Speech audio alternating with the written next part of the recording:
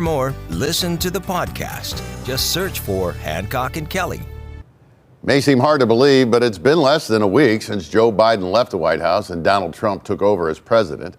They entered the Capitol together for the historic peaceful transfer of power at Monday's inauguration. In a matter of hours, both men issued sweeping pardons. We'll start with Mr. Biden. He preemptively pardoned his brothers, his sister, their spouses. He'd already done so for his son, Hunter.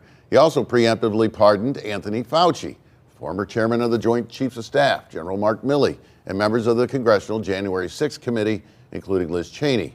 Michael, your thoughts? Let's stick with Biden's pardons here. We'll get to Trump in a minute. I didn't like it. It's hard to believe that was just a week ago. It feels like a month. I didn't like it. I don't like him pardoning his family. The president, I think, on his way out, did not do him well in terms of the way he will be perceived. In terms of the pardon specifically to Dr. Fauci and General Milley, I totally appreciate those pardons. These people don't deserve to have their lives ruined. And that's what this president's up to doing. I mean, he's already pulling security details around people who had disagreed with him, etc. This is just personal vengeance, and Dr. Fauci and General Milley do not deserve to have their lives turned upside down. Mr. Trump says these pardons make people look guilty. They do. And I also am not crazy about Joe Biden letting all these murderers out as well in the final days of his presidency. But look, the Biden crime family, as it has been defined by Republican members of Congress, now it was investigated and no charges were ever brought. But the fact that you've got a family business built around government relations and you represent foreign governments and your father or uncle or brother, whoever he is the vice president of the United States or the president of the United States or a leader in the United States Senate. Joe Biden was all of those things while his family's out there cutting deals with foreign governments. It looks bad. It's the best thing you could say about it, and the pardon makes it look even worse. Well, since being sworn in, President Trump has been in a pardoning mood himself. On Inauguration Day, he pardoned more than 1,500 defendants for the January 6, 2021 riots at the U.S. Capitol, including those who committed violent acts against police officers.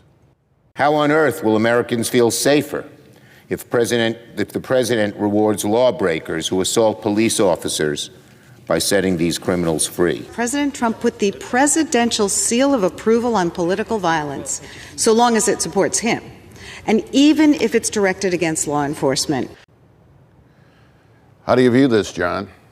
Well, I think if you take the Trump pardons or the Trump executive orders in totality, it's a little bit like a surgeon using a steak knife instead of a scalpel to do hernia surgery. Can you claim to be pro-police if you pardon these guys? I am sure there were people in jail for trespass who got caught up in the moment, and I don't think most people would have a problem with letting those folks out after serving 3 years in prison.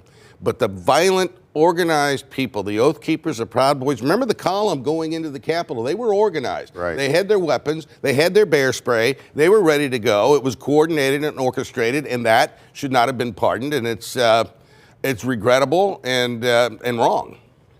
And all the pro-police Republicans who support Donald Trump are pretty quiet on this. Yeah, well, they come up with that false equivalency. They're well, what about the pardons about Joe Biden? Named sources don't necessarily agree right. with it, but they won't say it publicly. And then he pardons insurrectionists, people who had conspiracies against the United States, people who had committed murder. I mean, this is what's to be expected from Donald Trump. There is no equivalency to what Joe Biden pardoned and Donald Trump pardoned.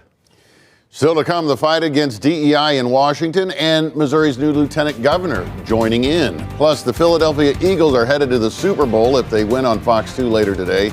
You can bet their mayor will never forget how to spell the team's name. It's our quote of the week.